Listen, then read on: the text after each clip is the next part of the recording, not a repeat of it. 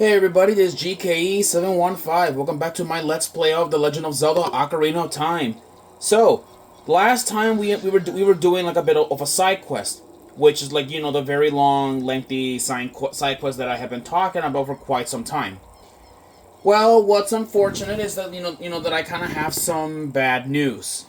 We cannot progress further in the side quest without like doing a few additional requirements. And these requirements include, delivering a prescription to King Zora. But what's unfortunate, however, 7 years in the future, we don't really know exactly like what happened to the king. So we're gonna have to head down there to investigate. And I know usually, we should be going to the Fire Temple. Usually. But this time, though, I am not gonna be going to the Fire Temple without said weapon, because I don't want to progress into the game further without this weapon, and this weapon is gonna be majorly like very important if we want our survival chances rising up. And I mean, even though we do have a lot of hearts, though, we are gonna be needing some at least some upgrades, if you guys know what I mean. So now we're gonna be heading up, to Zora's River in order, to get to look for the king. And over here, it looks like the beanbag seller's not there anymore. But now the place is just a bit dangerous, or a lot more dangerous, since we have Octoroks, in the way. You know what? I just sniped you. There we go. And look at this. Our plant from 7 years ago in the future, or in the past, it can grow into this. Oh boy, okay. There you go. Yeah, it'll take us, to the entirety of Zora's River. But what I want is this. I want, to pick, this piece of heart. Okay, we can't get it. Okay, it looks like, we're gonna have to take the plant. So, let me go back for just a minute to get the plant back. Yeah, there are so many of these freaking, Octoroks all over the place. So, we're gonna have to go down here, and then, go up. There we go. Alright, let's go. Alright, so, yeah, so 7 years in the future, Zora's River, still looks the same, except though it's just a lot more infested with Octoroks and all that. So now I believe we gotta, fly from over there, from over here, and then we'll be on our way back. There we go. Let me give this minute a second to... Oh, I didn't mean to do that. Or actually, wait. Oh, yeah, now remember. You're supposed to walk over here, and then, make your way to this side over here. Ah. Well, that's just stupid. Yeah, that is just stupid. Okay, so I guess I'm gonna have to keep trying to get this piece of heart. I'll be right back, guys. Give you a minute. Okay, I got it. Wow. Okay, it took a while to get this piece of heart, but man, it was finally worth my trouble. Yeah. So now we now have that piece of heart. Ain't that nice? So now let's make our way into Zora's domain, and see exactly what exactly befell to the Zoras, because 7 years into the future, we don't know the timing of said events. Here we are. Okay then. Of course, we did pick up that thing there, and of course they after so many years they still require the same old password. Oh no, not that one. There you go. Yeah, we still gotta use Zelda's lullaby if we want to enter, the super secret club. The super secret club of the Zoras. All right, now let's go in here. And now let's check. And holy moly, look at this place! It got frozen. Yeah, the place is frozen with ice, and the place is barren. There are no Zoras in here after 7 years in the future. But that'll be explained in due time. There's a shop here, but unfortunately it is blocked by a really strange looking ice. So like and I guess we'll find out why. And you guys are gonna find out why like we can't deliver the prescription because there he is. Yeah, King Zora is stuck in an ice. Yeah, he looks like he looks like a frozen popsicle. But thankfully though, I just know where to go because like I've been playing Zelda for quite a while, so I do know like what to do here in order to free the king. So the place that we're off to next is Zora's Fountain. That's the place where we're heading off. So in here, as you guys can see, it looks like Lord Jabu Jabu, I believe, seemed to have died during like the 7-year time skip. So now, we're now like just walking around very carefully around these like these platforms. There's another piece of heart which I'll try to get my hands on it. All right, let's like wait for these platforms to move. Oh my god! Oh, I hate it. I hate like ice logic like on platforms. All right, there's a freaking Octorok there, which we gotta be like careful. Got it. There we go. There we go. Now we have 2 pieces of heart. That's nice. Okay, you know what's a good thing? At least this water is not sub-zero cold, like how it is in Breath of the Wild and Tears of the Kingdom. Believe me, that's the only one complaint I hate about the water. Well, I mean, though, it is also cold in what? What's it called again? Like in Twilight Princess. So it's rightfully expected to be that cold. All right, well here we are. Welcome to the Ice Cavern. So this is the place where we'll find out our answers on why everything is cold. So this place is an example of a mini dungeon. Yeah, a mini dungeon. So it's not a major dungeon. It's just a dungeon in between. Normally, we'll be tackling it like after like the Fire Temple, but I guess I'll cover this. Also, we got some new enemies. These are Freezerts. They're like a type of ice enemy. Oh, they're an ice enemy that kind of looks like a Wizrobe, basically. They spit out ice. They spit out ice and freeze you, which is very, very annoying.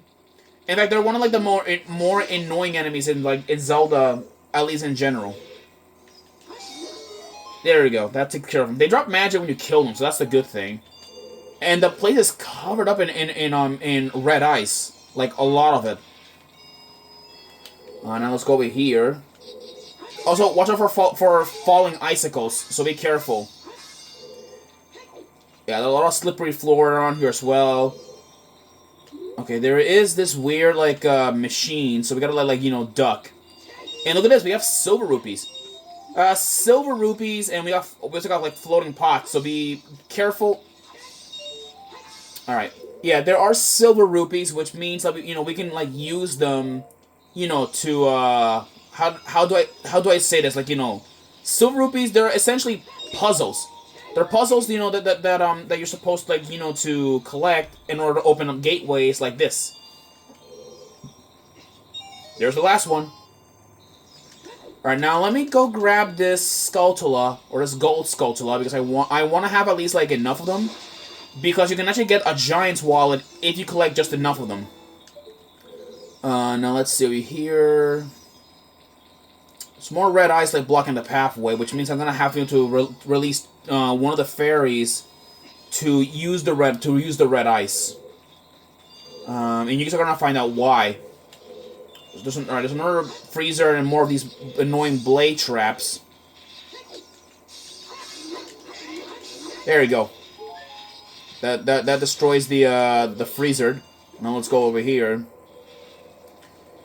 Okay, we have some ice keys. All right, so not a unique enemy because we already have like seen elemental enemies in the past. What sucks though is that like the ice is not gonna leave it's not gonna leave these keys. Let me just there that defeats them. There you go.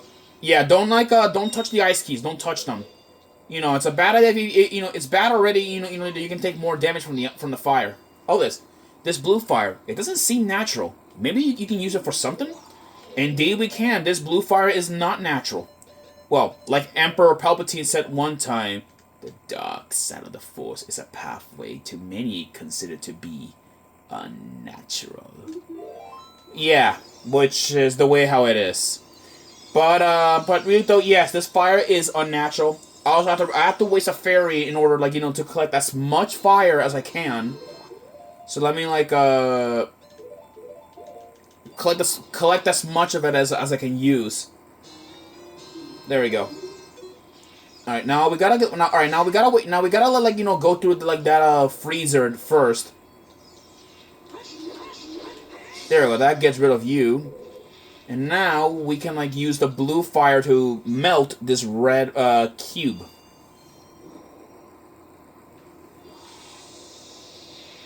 There we go. And now we take this to help. So this is the yep. Now we got the dungeon map. So now at least we can like at least know where we're going. That's the good thing. Now I'll take more of these blue fire. Believe it or not, though, like we can actually sell this blue fire for a lot of money. So if you guys need some blue fire, just carry like as much bottles as you guys can, and then sell it to the beggar. Like sell to the beggar, like at Kakariko Village or Hyrule Castletown, 7 years in the future. And you can also buy blue fire as well as blue fire as well as a item from the potion shop, which which you can. But like I wouldn't like recommend like wasting it really. I would, or wasting your rupees on that when you can get it for free. What's kind of funny is that what's kind of funny is that that you can actually get blue fire early in the game. Well, you can't get it early because like the ice cavern is like blocked off. There we go. There's one path unlocked, and then I'm gonna open up the other path with the other blue fire that I got. Which, to be honest though, if you guys have like at least like 3 or 4 bottles, I do recommend though like you go here with as much blue fire as you can. Now we go in here. Yeah, now we have another pathway, which I'll go this way down here to see what's in here. Okay, yeah, we found the a refill room. And actually there is a chest here with which we can get it, but it's of course guarded like by keys, so that's typical. There we go. Get sniped. Okay, and then now there is a room with a piece of heart, which I'll take it. There we go. I'll grab this, and now let's put the let's melt this cube, or not the cube, the ice block, and now give me this piece of heart. And now we collected 3 of them. With one more, we should get another heart container, which is cool. Now let me grab this because I need to refill all of my jars. So yeah. And I also need to take this hookshot as well because I need to grab that frickin' thing. Where is it? Well, that was a close one. Give me that. There we go. Now I'm gonna go and open up this this other chest to see like what's in here. So now we have a very easily accessible ice or blue fire room, which is good. And now we got the compass, so now we can actually see where we're going. Thank God, because the map though is just the one thing, but the compass is the second thing that you need in order to look around the map. Believe me, people, when I was a little kid, I used to get lost so easily like in these places. So which is the main thing that sucked. I'll be honest. So now let's go and oh whoa, what the heck? And I believe this was like the other way, was it? I think it was this way, was it? I think. Yeah, the ice caverns can be a bit crazy. You might forget. Yes, this is the right room. Okay. There are silver rupees. Okay. Which means that we gotta, like, collect these. That's one. That's two. Now we need the other ones. You know what? Let me just get rid of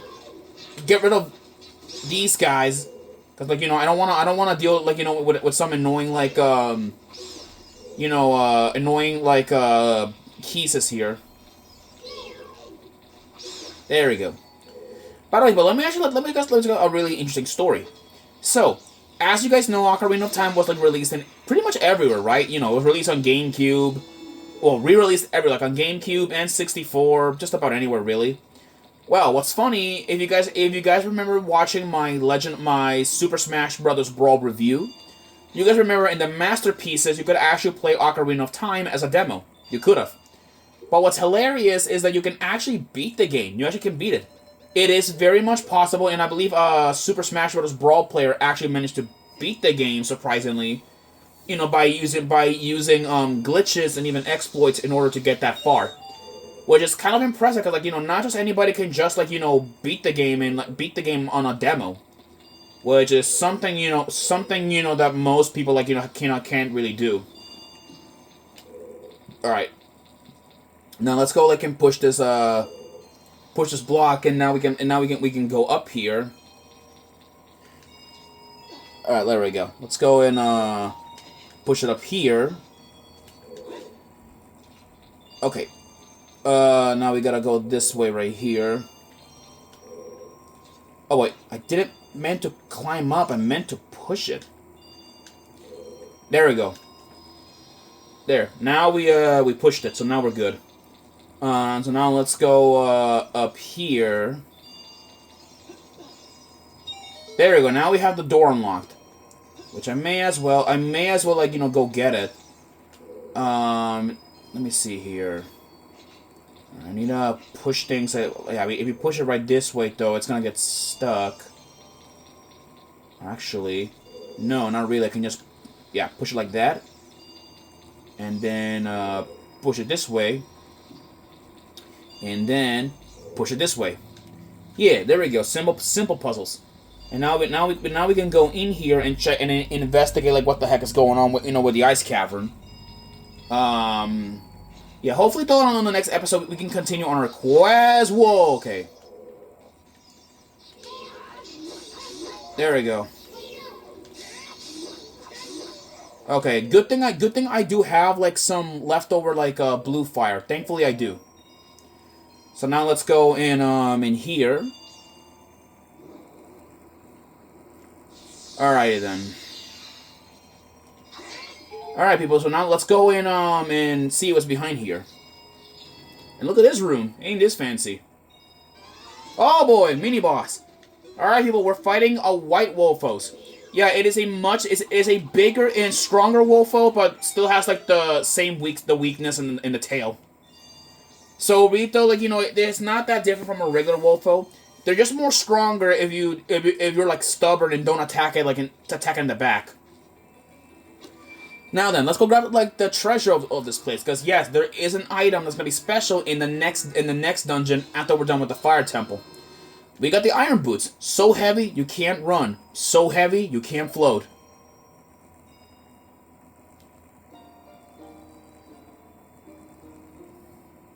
We meet again, Link. If you came here to meet the Zoras, you wasted your time. This is all there is. With one exception, the Zoras are now sealed under this thick ice sheet. I managed to rescue the Zora princess from under the ice, but she left to head for the water temple. This ice is created by an evil curse. The monster in the water temple is the source of the curse. Unless you shut off the source, this ice will never melt. If you have courage enough to confront the danger and save the Zoras, I will teach you the melody that leads to the temple. The time passes, people move, like a river's flow, it never ends. A childish mind will turn to an unnoble ambition. Young love will become deep affection. The clear water surface reflects growth. Now listen to the serenade of water to reflect upon yourself.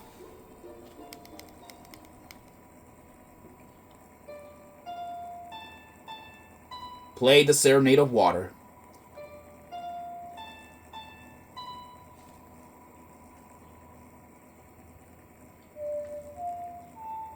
Oh, excuse me. I didn't pay attention, my bad. There we go. My bad. That's like the first time I screw up on a song.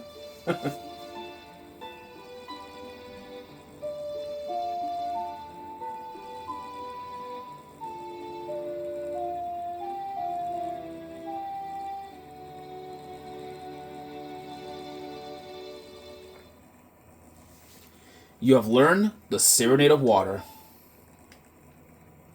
Link, I'll see you again. Well, and with that, we are now kind of a bit off on our own. The shortcut to the way out is this way. So now let's go make our way out of here. I'll see you guys in the next episode where we're gonna hopefully actually begin our side quest. Also, this is what the iron boots are for. They're essentially made to traverse through underwater. Simple as that. But the thing is, so we have a bit of a limited time and we can't breathe underwater. But that's gonna be solved in the next episode. But unfortunately, we're not going anywhere underwater until the water temple. So, I'll see you guys in the next episode. All right, peace out.